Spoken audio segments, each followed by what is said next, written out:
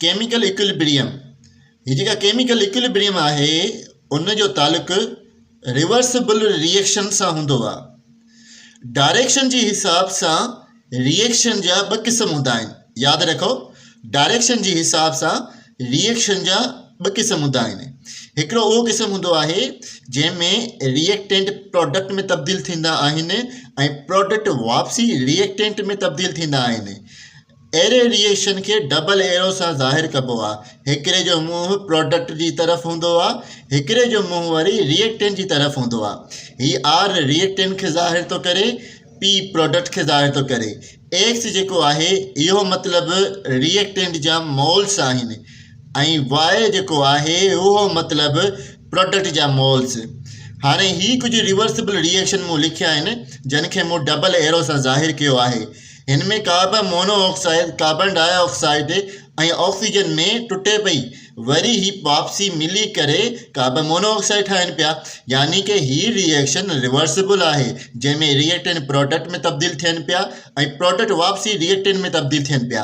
अहिड़े तरीक़े सां सल्फर डाइऑक्साइड ऐं ऑक्सीजन जो कंबाइन थियणु ऐं सल्फर ट्राइऑक्साइड जो ठहणु। वरी सल्फर ट्राइऑक्साइड जेका आहे न डहे थी सल्फर डाइऑक्साइड ऐं ऑक्सीजन में, यानी रिएक्टेंट प्रोडक्ट में तब्दील ऐं प्रोडक्ट रिएक्टेंट में तब्दील थियनि पिया। हिते जेको अमोनिया जी डिकम्पोजिशन आहे नाइट्रोजन ऐं हाइड्रोजन में, वरी नाइट्रोजन ऐं हाइड्रोजन वापसी कंबाइन थियनि पिया अमोनिया में, रिएक्टेंट प्रोडक्ट में तब्दील थियनि पिया ऐं प्रोडक्ट वापसी रिएक्टेंट में, जंहिंखे पाण डबल एरो सां ज़ाहिर कयो आहे। हाणे रिएक्टेंट जो प्रोडक्ट में तब्दील थियणु चवणाईंदो आहे फॉरवर्ड रिएक्शन, अॻियां वधण जो रिएक्शन। वरी प्रोडक्ट जो वापसी रिएक्टेंट में तब्दील थियणु चवणाईंदो आहे बैकवर्ड रिएक्शन, यानी रिएक्शन जो वापसी वञनि।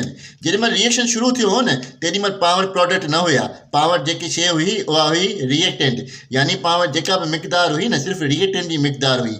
जीअं रिएक्शन शुरू थियो त रिएक्टेंट तेज़ी सां प्रोडक्ट में तब्दील थियणु शुरू थिया ऐं हिन जी मिक़दार जेका आहे न रिएक्टेंट जी उहा घटिजणु शुरू थी।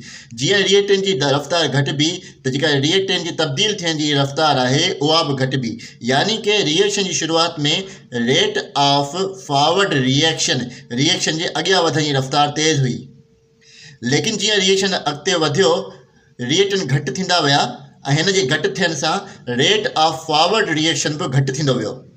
हाणे जीअं रिएक्शन शुरू थियो पाण वटि कुझु प्रोडक्ट ठहिया ऐं जंहिंमें प्रोडक्ट ठहिया आहिनि त उनजी प्रोडक्ट जी मिक़दार आहे न सफ़ा थोरी आहे। हाणे जीअं प्रोडक्ट ठहिया आहिनि उहे वापसी रिएक्टेंट में तब्दील पिया थियनि। हाणे छो जो प्रोडक्ट जी मिक़दार सफ़ा घटि आहे त उनजे वापसी तब्दील थियण जी रफ़्तार बि जेका आहे न उहा घटि हूंदी। जीअं जीअं रिएक्टेंट प्रोडक्ट में तब्दील थींदा विया प्रोडक्ट जो मिक़दार वधंदो वियो ऐं हिन जी मिक़दार वधण सां हिन जो जेको रिवर्स रिएक्शन आहे या बैकवर्ड रिएक्शन आहे उनजी रफ़्तार बि वधंदी वई। रिएक्शन जीअं अॻिते वधे पियो त फॉरवर्ड रिएक्शन स्लो पियो थिए ऐं बैकवर्ड रिएक्शन फास्ट पियो थिए। हिकु अहिड़ो पॉइंट ईंदो जंहिं ते रिएक्शन जी अॻिते वधण जी रफ़्तार ऐं रिएक्शन जी पोइते अचण जी रफ़्तार बराबरि थी वेंदी। उन पॉइंट खे पाण चवंदा आहियूं केमिकल इक्विलिब्रियम। त केमिकल इक्विलिब्रियम हिकिड़ो पॉइंट आहे ऐं उहो पॉइंट कहिड़ो आहे जंहिंमें रेट ऑफ फॉरवर्ड रिएक्शन बराबरि थी वेंदो आहे रेट ऑफ बैकवर्ड रिएक्शन जे, यानी रिएक्शन जी अॻिते वधण जी रफ़्तार ऐं पोइते अचण जी रफ़्तार बराबरि थी वेंदी आहे। हाणे केमिकल इक्विलिब्रियम जे बारे में कुझु ॿियूं शयूं पाण ॼाणियूं त केमिकल इक्विलिब्रियम में पाण खे ख़बर आहे रेट ऑफ फॉरवर्ड रिएक्शन ऐं बैकवर्ड रिएक्शन बराबरि थी वेंदो आहे। सी ई ज़ाहिर थो करे केमिकल इक्विलिब्रियम खे। केमिकल इक्विलिब्रियम जेॾीमहिल ईंदी न अची वई हिकु दफ़ो त ओॾीमहिल रिएक्टेंट ऐं प्रोडक्ट जी जेका मिक़दार आहे उहा तब्दील न थींदी, यानी जेतिरा रिएक्टेंट आहिनि ओतिरा ई रिएक्टेंट रहंदा, जेतिरा प्रोडक्ट आहिनि ओतिरा ई प्रोडक्ट रहंदा, उनजी मिक़दार तब्दील न थींदी। हाणे हिन जी मिक़दार तब्दील न थींदी पर रिएक्शन जेको आहे न उहो हलंदो रहंदो। त लिखियो आहे reaction keeps going at chemical equilibrium, reaction stop न थींदो। केमिकल इक्विलिब्रियम अची वई न त रिएक्शन स्टॉप न थींदो, लेकिन रिएक्टेंट जी ऐं प्रोडक्ट जी मिक़दार जेका आहे न उहा फिक्स थी वेंदी। हाणे इहो कीअं थो थिए त जेॾीमहिल इक्विलिब्रियम अची वई त रिएक्टेंट प्रोडक्ट में तब्दील थियनि पिया, हिन जी मिक़दार थोरी घटि थींदी, ठीकु आहे न, घटि थियणु घुरिजे, पर ओॾीमहिल प्रोडक्ट जेके आहिनि न वापसी रिएक्टेंट में तब्दील थी आहे। जेतिरी मिसाल जे तौर ते हिन जी खोट आई न ओतिरी ई भरपाई अची वई, त मतिलबु हिन में को फ़र्क़ु ई न पियो। ऐं अगरि जे हिन जे वापसी रिएक्टेंट में तब्दील थियण सां मिक़दार में घटिताई आई त वापसी रिएक्टेंट बि त प्रोडक्ट में अचे पियो न, त हिन जी मिक़दार में जेका तब्दीली आई आहे बैकवर्ड वञण सां फॉरवर्ड रिएक्शन सां वरी उनजी भरपाई थी वई, यानी कि हिन जी मिक़दार ते बि को असरु न पियो। माना कि जेॾी महिल केमिकल इक्विलिब्रियम ईंदी न त रेट ऑफ फॉरवर्ड रिएक्शन ऐं रेट ऑफ बैकवर्ड रिएक्शन त बराबरि थींदो, पर जेका रिएक्टेंट ऐं प्रोडक्ट जी मिक़दार आहे न उहा बि फिक्स थी वेंदी, तब्दील न थींदी। हाणे केमिकल इक्विलिब्रियम जे लाइ ज़रूरी इहो आहे त केमिकल इक्विलिब्रियम जेका आहे न अहिड़े सिस्टम में थिए जेको बंदि हुजे, यानी केमिकल इक्विलिब्रियम रिवर्सिबल रिएक्शन में ईंदी आहे ऐं उहो रिवर्सिबल रिएक्शन जेको हुजे न क्लोज सिस्टम में हुजे। उनजी वजह छा आहे? उनजी वजह इहा आहे त पाण खे जेके रिएक्टेंट ऐं प्रोडक्ट जी जेका मिक़दार आहे न उनखे फिक्स रखिणो आहे। मिसाल तौर ते ओपन सिस्टम हुजे हा त प्रोडक्ट ठहे पियो उॾामी वञे हा, प्रोडक्ट उॾामी वञे हा त हिन जी मिक़दार घटिजी वेंदी, हिन जी मिक़दार घटिजी वेंदी त वापसी अचण जी रफ़्तार आहे उहा बि घटिजी वेंदी, यानी इक्विलिब्रियम न ठही सघंदी।